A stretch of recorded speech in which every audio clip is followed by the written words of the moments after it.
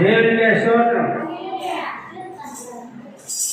దయచేసి ఒక 10 నిమిషాలు దేవుని మాటలు వింటాము. మీకు చిన్న కాలు చెప్పాలనుకుంటాను. హల్లెలూయా. ఇప్పుడు చాలా మంది పిల్లలు ఉన్నారు కదా, స్కూల్కి వెళ్ళిన పిల్లలు ఉన్నారు కదా, అందరూ వినండి జాగ్రత్తగా. హల్లెలూయా. ఒక పిల్లడు అన్నమాట స్కూల్లో నుండి ఏడ్చుకొని ఇంటికి వచ్చాడు. అందరూ వినండి. స్కూల్లో నుండి ఏడ్చుకొని ఇంటికి వచ్చాడు. ఇంటికి వస్తే అలా మాడిందట, నాయన ఎందుకు ఏడుస్తున్నారా అంటే టీచర్ కొట్టింది అన్నాడు. ఏంటి? టీచర్ కొట్టింది అంటే తల్లి మరి ఎందుకు కొట్టిందో ఏంటంటే అడగలేదు. టీచర్ కొట్టిందా ఏమంటే టీచర్కి ఎంత పగరం ఉందో రానే మీ నాన్న రానే అడుగుతామని చెప్పేసి ఆయన ఊరుకున్నాడు. ఊరుకుంటే ఆ నాన్న ఆఫీస్ నుండి వచ్చాడు. ఆఫీస్ నుండి వర్క్ చేస్తున్నాడు. ఆ నాన్న ఆఫీస్ నుండి వచ్చాడు. వచ్చినప్పుడు కొడుకు ఎక్కి ఏడుతున్నాడు. ఏడిస్తే ఏం నాన్న ఏడుస్తున్నావు అంటే అప్పుడు తల్లి చెప్తున్నారు, చూడండి ఆ టీచర్ మన బాబుని కొట్టిందాక ఆమెకి ఎంత బాగా వీళ్ళు అడగండి అన్నాడు. అప్పుడు అనమాట ఈ తండ్రి అన్నాడ, నాయన టీచర్ ఎందుకు కొట్టిందమ్మా అన్నాడు. అందరు వినండి. టీచర్ ఎందుకు కొట్టిందమ్మా అనేది తండ్రి అడిగాడు. తల్లి మాత్రం అడగలేదు. తల్లికి గారాబం ఎక్కువ, అందుకే అడగలేదు. చాలామంది పిల్లలు ఏడ్చుకుని వస్తే ఎవరు తప్పని ఎవరు అడగరు. ముందు పెద్దలు కనబడిపోతారు. ఇక్కడ చూసినట్లయితే తండ్రి అడగదు, నాయన టీచర్ ఎందుకు కొట్టారు నాన్న అని అడిగారు. అడిగితే ఇది చెప్తాను, నాన్న నా పక్కన పెన్సిల్ దొంగిలించాను, అందుకే నన్ను కొట్టాడు అన్నాడు. అందరూ వినండి. హల్లెలూయా. అయితే తండ్రి అంటాడట, ఊరి నా పిలిచిన కొడుకా, నేను ఆఫీసులో దొంగిలించి పెన్సిల్ బోర్డు మన ఇంట్లో ఉంది కదా, ఆడిపెట్టి తీశారా అర్థమవుతుంది ఎవరికైనా? నేను ఆఫీసు నుండి దొంగిలించి తెచ్చిన పెన్సిల్ బోర్డు ఉన్నాయినా, నీ పక్కన ఆడి పెన్సిల్ దొంగిలించావు అని చెప్పేసి అన్నారు. ఇక్కడ టైటిల్ ఏం తెలిసిన, దొంగని తిట్టిన దొంగ. హల్లెలూయా. దేవుడికి స్తోత్రం. తండ్రి దొంగే, కొడుకు దొంగే. హల్లెలూయా. ముఖ్యంగా చూసినట్టయితే ప్రియులారా, మన పిల్లల గురించి మనం ఆలోచించాలి. పిల్లల పరిస్థితి మన మీద ఉంది. ఎందుకంటే శాంతి 22 అధ్యాయము చూడండి, 6వ వచనం ఏం చెప్తుంది?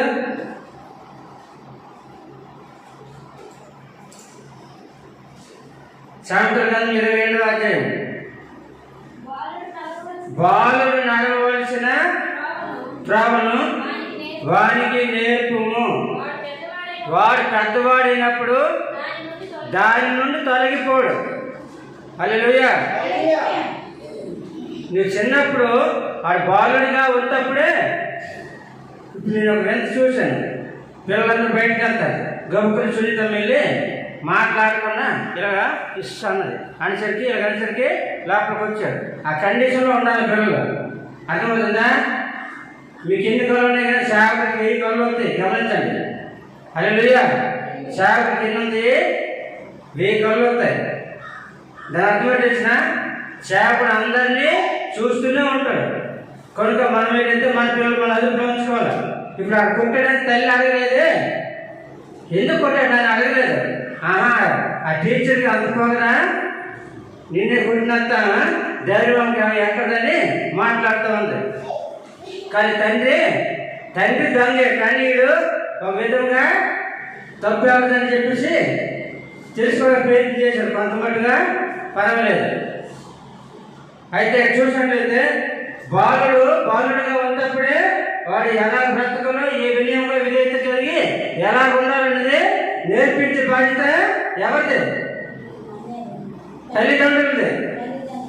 స్కూల్లోనే పిల్లోడు బాగా చదవకపోతే టీచర్కి బాధ్యత, పిల్లోడు చెప్పిన మాట అయినకపోతే ఇంటి దగ్గర తల్లిదండ్రుల బాధ్యత. ఇది మర్చిపోయి మనం ప్రవర్తించకూడదు. హల్లెలూయా. అయితే ఏంటంటే మన ఇదే మనము ఈ కథలు నేను నేర్చుకునేదైతే మనము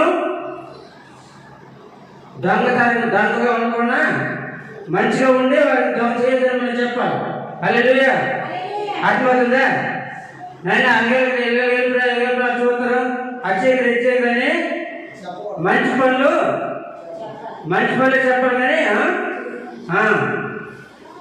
మనం దుర్మార్గమైన పనులు చెప్పకూడదు. వారికి ఎదుటి వాళ్ళకి ప్రేమించే గుణం నేర్పించాలి. అందరితో మంచిగా ఉన్నాయని అందరితో ప్రేమగా ఉన్నాయని చెప్పాలి. అంతేగాని వాళ్ళకి పోట్లు నేర్పకూడదు.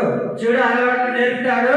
పెద్దవాడి అడవి ఎత్తా మా తల్లిదండ్రులు ఇదే చెప్పాడు, ఇదే నిజము అని అదే నేర్పిస్తాడు.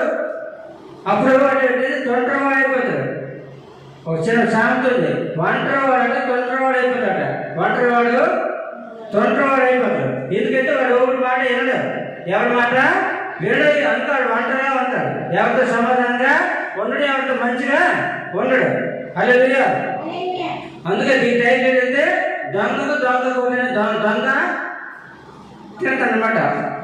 దొంగే ఇంకో దొంగని తిడతాడు. నాయన అనగా బయలుదేరి పెన్షన్లు దొంగిలించకూడదా అని చెప్పాడు. మరి ఆఫీసులు దొంగిలించా? తండ్రి ఆఫీసులు దొంగిలించా? హల్లెలూయా. చూడండి, పరిశుద్ధ గ్రంథం నిర్గమకాండము 20:15 నిర్గమకాండము 20:15 ఆ జన్మలలో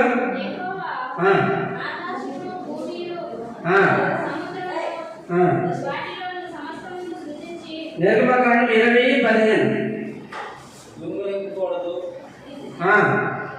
దొంగిలించకూడదు, నీ పొరుగువాడిని. హల్లెలూయా. అమ్మా, దొంగిలించకూడదు, నీ పొరుగువాడి మీద అబద్ధ సాక్ష్యము పలకకూడదు, అబద్ధ సాక్ష్యం చెప్పకూడదు. నీ కోరించిందనో నారించిందనో నాకు తెలియదు, ఏదో సాయం చేసిందనో ఆయా పక్షనీళ్ళు అన్యాయంగా అబద్ధ సాక్ష్యము చెప్పకూడదు. తర్వాత చూడండి, దొంగిలించకూడదని యేసుకేలు గ్రంథం 33 అధ్యాయము. యేసుకేలు గ్రంథం 33 అధ్యాయం 15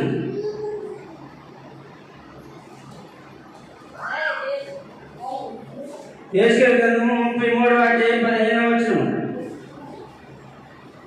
దేవునికే స్తోత్రం. చదవాలి.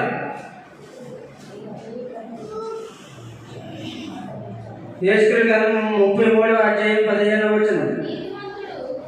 15 కొద్దువ సొమ్ము మరలా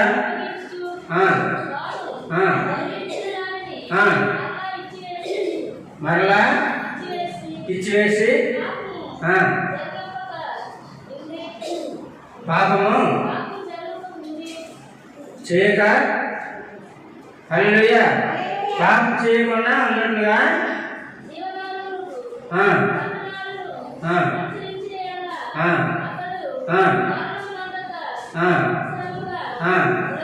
బ్రతుకును. హల్లెలూయా. అన్యాయం అక్రమం చేయకున్నంతే దేవుని ఎదుట మనము సజీవులుగా చక్కగా జీవించగలుగుతాము. నీతిగా ఉన్నట్లయితే జీవించగలుగుతాము. హల్లెలూయా. ఒకవేళ ఎవరైనా తీసారనుకో, అమ్మ అందవేళ ఎవరింట్లో ఎవరైనా డబ్బులు తీసారనుకో, ఒకవేళ ఉదాహరణకి ఆ డబ్బులు ఒకవేళ పొరపాటు తీసినే మళ్ళీ ఆ డబ్బులు ఇచ్చేసి ఆ పాపాన్ని పోగొట్టుకోవచ్చు. అర్థమవుతుందా? అవి మళ్ళీ తిరిగి ఇచ్చిస్తే మళ్ళీ ఎటువంటి పాప దోషము మరి ఉండదు. ఎందుకంటే చేసి తప్పు నవ్వుకుంటే దేవుడు చూపిస్తారు కదా. చేస్తాడంటే లోకంలో అయితే తెలుసు తెలియక అనేక విధంగా మన హృదయము మంచిది కాదు, మన హృదయము మార్చుకోవాలి కాబట్టి ఆ చెట్టుకి ఆ దురాలోచన పడుతుంది. కనుక మీద తీసామనుకో అది తిరిగి మళ్ళీ ఇచ్చిస్తే ఆ పాపం వల్ల ఉండదు. హల్లెలూయా. దేవునికి స్తోత్రం. మార్క్స్ వార్త 10వ అధ్యాయము, మార్కు 10:19. మార్క్స్ వార్త 10వ అధ్యాయం 19వ వచనం. నరహత్య చేయవద్దు, హింసించవద్దు, దొంగిలించవద్దు, దొంగిలించవద్దు. దేవుడు చెబుతూనే ఉన్నాడు. హల్లెలూయా. చాలా మంది వింటూనే ఉంటారు, చేస్తూనే ఉంటారు. పళ్ళకి వెళ్తాము, పక్కన పుచ్చకాయ చేస్తాము, దాసకాయ చేస్తాము, దొండకాయ చేస్తాము, మిరపకాయ చేస్తాము. ఏంటి ఈ దేవుడికి విరోధం. లాస్ట్లో ఉంది తీర్చి చెప్తున్నాడు. హల్లెలూయా. కనుక ఇతరులకు మనం ఏది ఆశించకూడదు. చూడండి, యాహచ్చు 10:10. యాహచ్చు 10వ అధ్యాయం 10వ వచనం.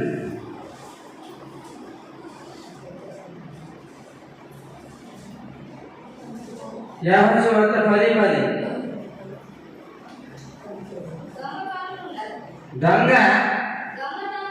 దొంగతనమును అమ్మా కరెక్ట్. దొంగతనం చేయడానికి వస్తారు కానీ నాశనంకే కానీ మరి దేనికి రాడు. హల్లెలూయా. మనసు చదవండి.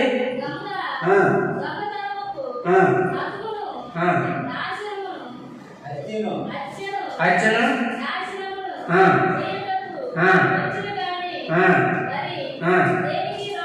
దొంగ ఎందుకు వస్తాడు? దొంగతనం చేయడానికి, నాశనం చేయడానికి, హత్య చేయడానికి వస్తాడు. అవసరమైతే చంపేస్తారు కదా. ఇప్పుడు బంగారు కోసం, డబ్బుల కోసము ఇంటితో ఒకప్పుడు ఉంటే చంపేసాక తీసుకెళ్ళిపోతూ ఉన్నారు. దొంగ ఏంటంటే హత్య చేయడానికి, నాశనం చేయడానికి వస్తాడు. చూడండి, సామెతల గ్రంథం 9వ అధ్యాయం 17 వచ్చింది. సామెతల గ్రంథం 9:17. హల్లెలూయా. సామెతల గ్రంథం 9వ అధ్యాయం 17 వచ్చింది.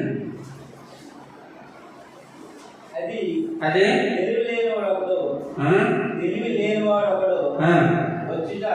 లాస్ట్ ఉంటుంది.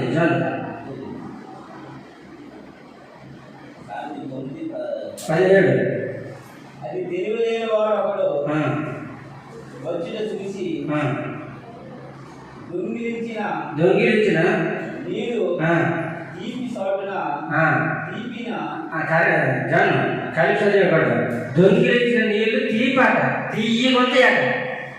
ఏంటి? దొంగిలించిన నీరాట తీయగొంతయాట. తలుపు చాటు తిన్నాను.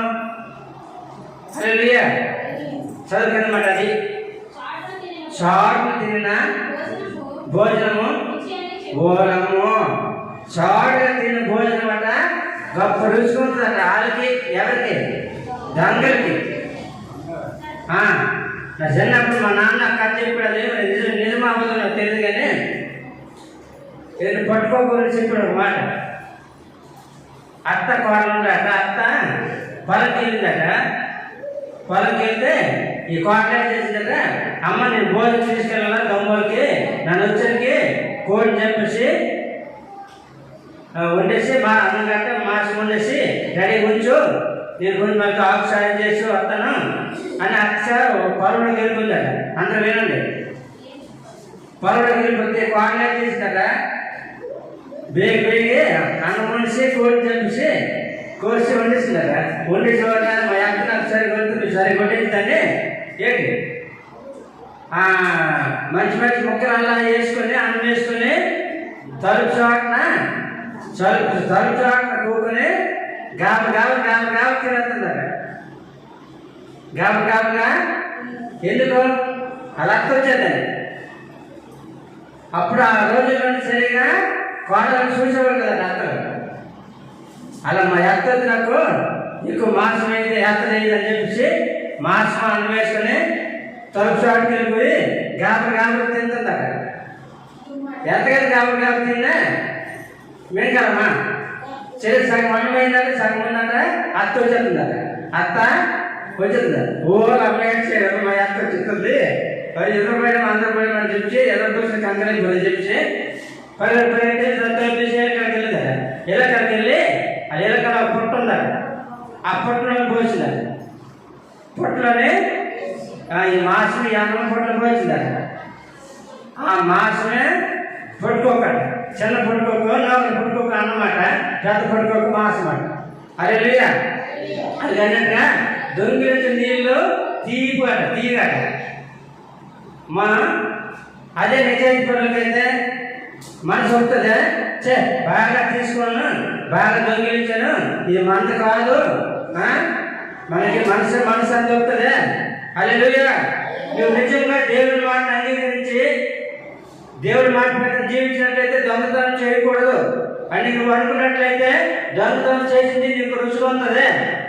నువ్వు తినేది మనసు వచ్చి ఒప్పదు, మనసు ప్రశాంతంగా ఉండదు. కానీ నేను చెప్తుంది దొంగలకి అది రుచిగా ఉంటుందట. దొంగిలించిన నీళ్ళు తీపిగా ఉంటాయట, సరుపు షాప్ తిన్న భోజనము రుచికరంగా ఉందట. ఏమి రుచిగా ఉంటుంది? దొంగలకి అది రుచే. హల్లెలూయా. దేవునికే స్తోత్రం.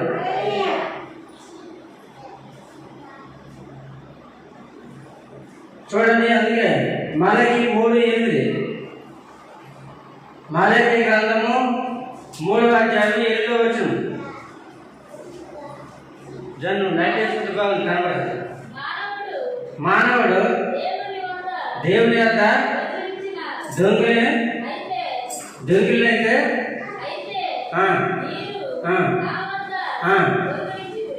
హల్లెలూయా.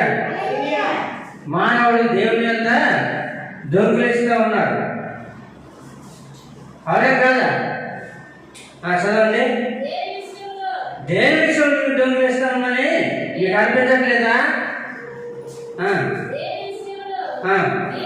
మేము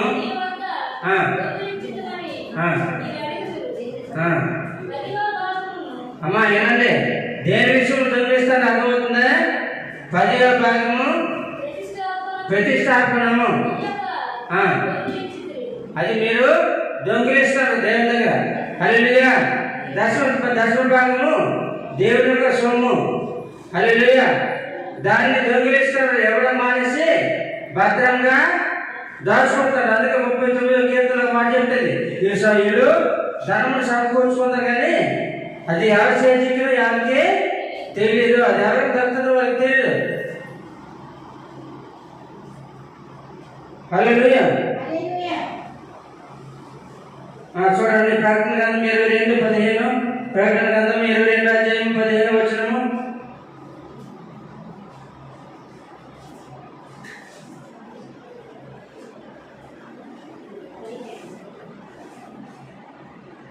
ఈ రోజుల్లో చూసినట్లయితే బోల్డ్ దొంగలు ఉన్నారు. ఇందులో బోల్డ్ మంది దొంగలు ఉన్నారు లేదా? ప్రార్థన దొంగలు ఉన్నారు, బయట దొంగలు ఉన్నారు, గుడి దొంగలు ఉన్నారు కదా. మరి ప్రార్థన దొంగలు ఉన్నారు, రకరకాల దొంగతనము దొంగ చేసినటువంటి ఉన్నారు. మనుషులు కూడా దొంగిలిస్తారు, అవునా కదా? మనుషులు దొంగిలిస్తారు, కిడ్నాప్ చేస్తారు కదా. అలాగే మనసులు కూడా దొంగిలిస్తారు. ఎలాగో తెలిసిన దేవుని బిడ్డలకు మనసులే చెడగొట్టడమే శాస్త్రాలకు పని, అది దొంగతనం. హల్లెలూయా. చూడండి, కీర్తన 40వ అధ్యాయము 40వ కీర్తన, మనం ఈరోజు ధ్యానించుకున్నటువంటి 40వ కీర్తనలో 2వ వచనం చదవండి.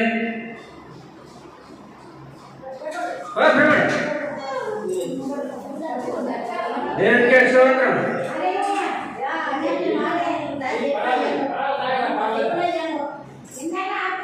దేవునికే స్తోత్రం. చదవండి 40వ కీర్తన 2వ వచనం. నాశనకరమైన గుంటల నుండి జగత కదా. హల్లెలూయా. మీరు ఎప్పుడైనా గేట్లో ఉన్న దిగిరండి, ఏరులో గట్ట. నా చిన్నప్పుడు మా ఊళ్ళో ఏరు ఉన్నది కాబట్టి గట్ట ఉండదు, ఊపి మాత్రం కనిపించదు. షాప్కే బయట షాప్కే ఉంటుంది. కాలు అయినప్పటికీ బుడుకుని ముడుగు వరకు దిగబడిపోతుంది. అదే దొంగ ఊపి. ఏ ఊపి? హల్లెలూయా. అది బయటకు మాత్రము ఎస్కేసి షాప్గా ఉంటుంది. మనము పొరపాటున ఇక్కడ బాగుంది అని చెప్పి కాల్ వేసి మనకు బుడుగున కాలు దిగబడితే పూర్తి మనుషులు దిగబడిపోతుందో తెలియదు. ఊపిరి దిగబడిన తర్వాత రావడం అనేది చాలా కష్టము. హల్లెలూయా, దేవునికే స్తోత్రం. ఇది ఏ ఊపి? దొంగ ఊపి. హల్లెలూయా, ఇది కనబడేటువంటి ఊపి. బయటకైతే ప్రజలకు నమ్మించి ప్రజలకు మెప్పించి కొంతగానే ఏంటి లోపలకైతే కట్టినట్టయితే దీన్నే కాకుండా హృదయం కూడా అని అనవచ్చు.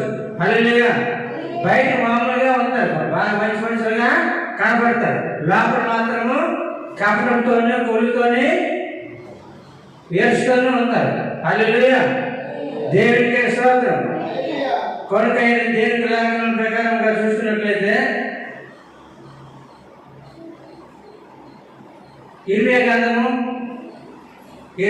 చూడండి, 17వ అధ్యాయం 17 9 10 17 9 10 వచ్చిన చూసుకోండి.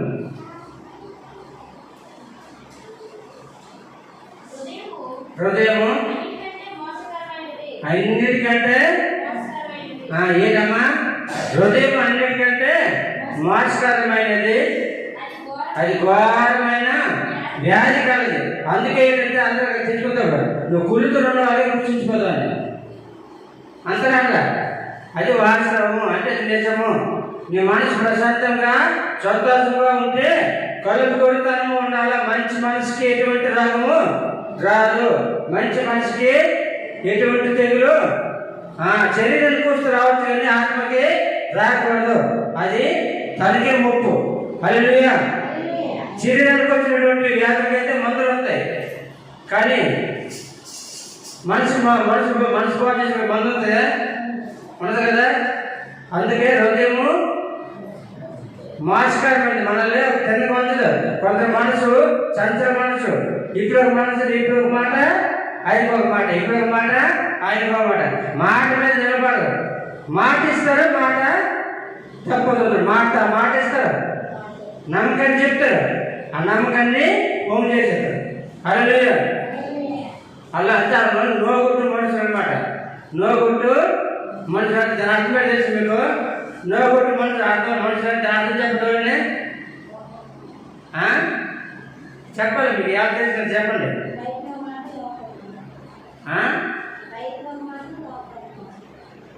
అదే పాయింట్ అని ఇంకా అచ్చన్న నోగుట్టు మనుషులు అంటే హల్లెలూయా, దాని అర్థం సరైనది కాదు. వాళ్ళు చెప్పండి అమ్మా, ఎస్కే రాండి.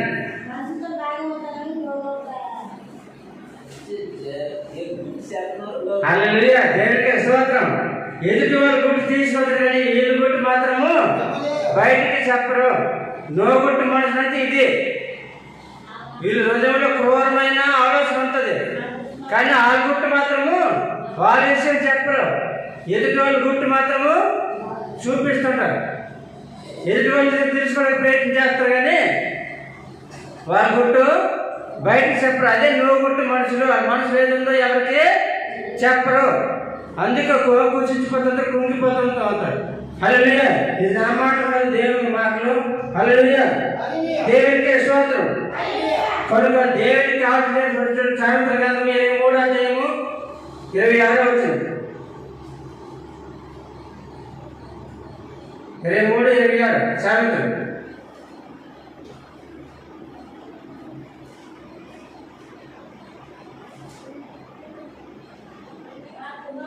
నా కుమారుడా, నీ హృదయమును నాకిమ్ము. హల్లెలూయా, దేవుడు ఏం అడుగుతాను తెలిసినా? నా కుమారుడు నీ హృదయము నాకు ఇవ్వు. ఎటువంటి హృదయం? పరిశుద్ధమైన హృదయం కావాలి.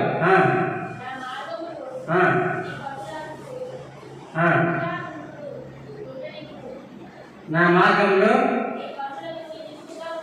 నీ కన్నులకు ఇంపుగా అంత ఇష్టంగా ఉండాలా.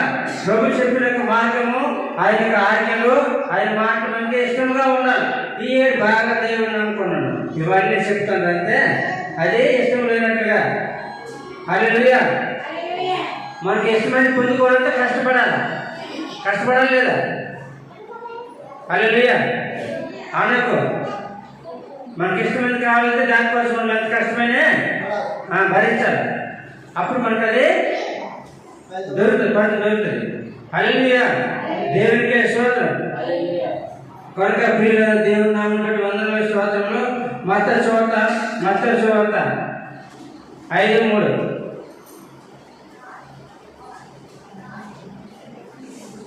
ఐదో అధ్యాయం 3వ వచనం.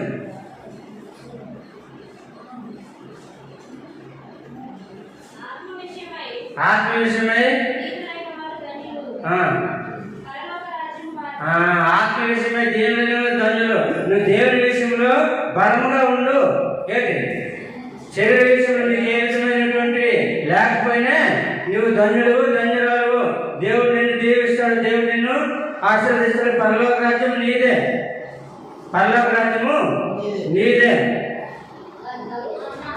ఆ లాస్ట్ మాట లోకాసు వార్త 6వ అధ్యాయము 46 లాస్ట్ మాట. లోకాసు వార్త 6వ అధ్యాయం 46 వచనం. జాను ఎదురుగా ఉంది అసలు. నేను చెప్పిన మాట ప్రకారంగా చేయక అంతే. నన్ను మాట చెప్పిన మాట అమ్మా ఆర్టిస్ట్ రైట్ హల్లెలూయా. చదవండి సరే. నేను చెప్పిన మాట ప్రకారం చేయక, మరి మీరు కాదు అక్కడికే చేయక ప్రభువా అని నన్ను పిలుచుట ఎందుకు? హల్లెలూయా. నేను చెప్పిన మాట ప్రకారంగా మీరు నడుచుకోకుండా ప్రభు నాయన యేసయ్య దేవా రాజా, ఇవన్నీ వేస్ట్.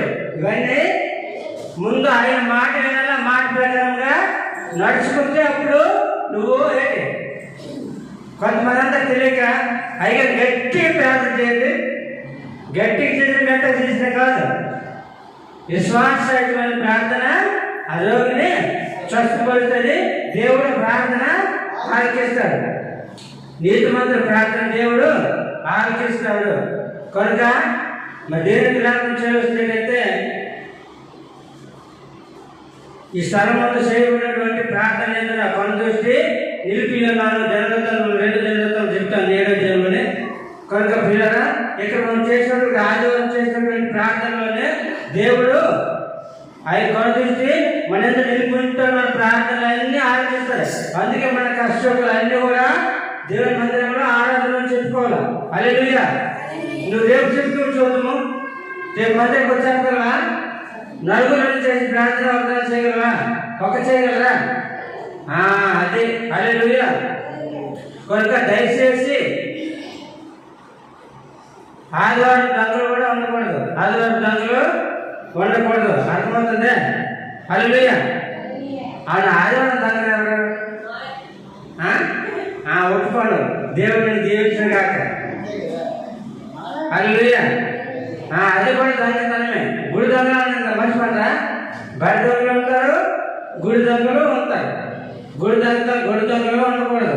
అది మనకే నష్టం. హల్లెలూయా.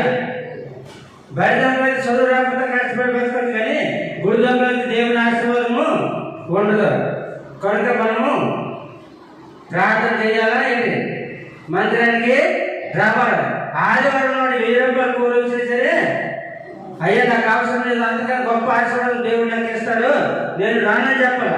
వాళ్ళు నన్ను అగ్గలేదు, నన్ను పట్టుకుని అగ్గలేదు. ఎవరు పట్టుకుంటారు? ఏడు చేరుకుంటారా? రాబడి పంచాయతీ పెడతాం. నువ్వు వస్తానంటే వాళ్ళు తీసుకెళ్తారు. అవునా కాదా? దయచేసి దేవుని దగ్గర డాంబేమైన మాటలు ఆడకండి. దేవుడి కోసం ప్రార్థన చేయండి. దేవుడు మీకు ఫస్ట్ నుంచి నన్ను అడగండి, నన్ను దేవుడిని అడగండి. దేవుడు వాక్యం చెప్తుంది, మీరు ఒక రోజు అయితే 2 పూట్ల ఆహారం మీకు ఇస్తాను చెప్పండి. హల్లెలూయా. దేవునికి స్తోత్రం. కనుక అందరికీ దేవునికి ప్రాధాన్యత ఇవ్వాలి, దేవుని మందిరానికి రావాలా. దేవునికి ప్రాధాన్యత ఇస్తే అప్పుడే మన పని. మన దేవుని ఆశీర్వాదం కన్నా మన కష్టము గొప్ప కష్టానికి గొప్పదే కాదు. హల్లెలూయా, దేవునికే స్తోత్రం. అందుకే చెప్తుంది ఫిలిప్పీయులు 4:19 అది మాట సరిగ్గా అర్థం ఆత్మానుకుంటాను నేను. కాగా క్రీస్తు యేసు మహిమలో మీ ప్రతి అవసరము మీ తన ఐశ్వర్యం చొప్పున, అంటే మీకున్న దాన్ని దేవుడు ఆశీర్వదించాలంటే నువ్వు దేవుని మాట వినాలి, దేవుని మందిరానికి రావాలి. లేకపోతే దేవుని వాళ్ళకి గద్దేస్తాను. ఎక్కడ తెలిసిన 39వ కీర్తన 39వ కీర్తనలో ఆ మాట చూసినట్లయితే చూడండి 5:7 వారి ధనము సమకూర్చుకుందరు కానీ అది ఎవరికి చేసిందో వారికి తెలియదు. అది ఎవరికి చెందుతుందో ఎవరికి కలుగుతుందో వారికి తెలియదు. కానీ నువ్వు ఎవరి కోసం కష్టపడి పరలోక రాజ్యాన్ని తప్పించుకుంటున్నావు, పరలోక రాజ్యాన్ని పొందుకురాబోతున్నావు. అది అర్థం చేసుకో. హల్లెలూయా, దేవునికే స్తోత్రం. ఏ మందిరం కూడా ఎక్కడ కూడా ఎవరు కూడా ఆదివారం నాడు ఎట్టి పరిస్థితుల పనికి వెళ్ళకూడదు కూడా. నిజమైన విశ్వాసం కానే కాదు, దేవుని ఆశీర్వాదం ఉండదు. ఇంకా మాట్లాడే టైం లేదు. హల్లెలూయా, కనుక ముగిస్తూ ఉన్నాను. ఆ రోజు తెచ్చి కష్టపడిన డబ్బులట 2,000 వచ్చినే చిరుగుపోయిన సంచిలో వేసినట్లు ఒక దేవుని వాక్యం చూపించడానికి టైం లేదు. చిరుగుపోయిన సంచి డబ్బులు ఏం తాగుతామా మీద లేతే ఓలమ్మ నేను ఎరుపులు వచ్చింది. కొన్నిది కనపడదు, ఉన్నది కనపడదు. ఏంటైపోయింది? నువ్వెక్కడేసావు? చిరుగుపోయిన సంచిలా నువ్వేసైతున్నా దేవునికి వ్యతిరేకంగా విరోధంగా పనిచేస్తాను కాబట్టి నీకు ఆశీర్వాదం లేదు కాబట్టి సాతాను దాన్ని కొల్లగొడతాడు. హల్లెలూయా, కనుక ప్రియులైన దేవుని నామమున బట్టి వందనాలు, స్తోత్రములు. దయచేసి అందరూ కూడా దేవుని మాట వినాలి. దేవుని మాట ప్రకారం నడుచుకున్నట్లయితే దేవుడు మన ప్రార్థన ఆలకిస్తాడు, మన ప్రతి అవసరము తీరుస్తాడు. క్రీస్తు యేసు మహిమలో అంటే ఆయన మహిమ పరిస్థితిని దేవుడు మన ప్రతి అవసరం కూడా తీరుస్తాడు. దేవునికి చేయలేనిది అనేది లోకంలో ఏది లేదు. దేవుడికి అసాధ్యమైనది అంటే దేవుడు పని చేయలేదు అనడానికి వీలు లేదు. దేవుడికి సమస్తము సాధ్యమే. కనుక ఆయన మీద విశ్వాసం ఉంచండి. ఆయన నమ్మకంతో మనం దేవుని మందిరానికి వస్తే ప్రార్థన చేస్తే దేవుడు మన ప్రార్థన ఆలోచించి మనకి ప్రతిఫలం దయచేస్తాడు. కనుక మీ అందరి కోసం నేను ప్రార్థన చేస్తా ఉన్నాను. మీ అందరూ కూడా నా కోసం కూడా ప్రార్థన చేయండి. మీ అందరి వరకు దేవునికి వాక్యానికి అనేకులకు బోధించాలా, అనేకులకి ప్రకటించినటువంటి ఆశ్చర్యంగా ఉన్నాను. దేవుడి సేవకులపై నన్ను బలంగా బహుబలంగా వాడబడాలని దేవుడి సేవలు మీ అందరూ కూడా ప్రార్థన చేయండి. మీ అందరూ ప్రతిరోజు నేను ఉదయం సాయంత్రము ప్రార్థన చేస్తూనే ఉన్నాను. ప్రతి ఒక్కరు పేర్లు పెట్టి. హల్లెలూయా, దేవుడి సేవకుడికి ప్రతి ఒక్కరు ఎవరి కోసం ప్రార్థన చేస్తాడు. వారి జీవితంలో ఎటువంటి వెలుగుందో శక్తి ఉందో దేవుడు బయలుపరుస్తూ ఉంటాడు. అది మర్చిపోకండి. హల్లెలూయా, కనుక దయచేసి అందరూ కూడా ప్రార్థన చేయండి. గుడిదొంగలు అవ్వకండి. ఈ మాట దేవుడు దీవించును గాక. ఆమేన్. హల్లెలూయా.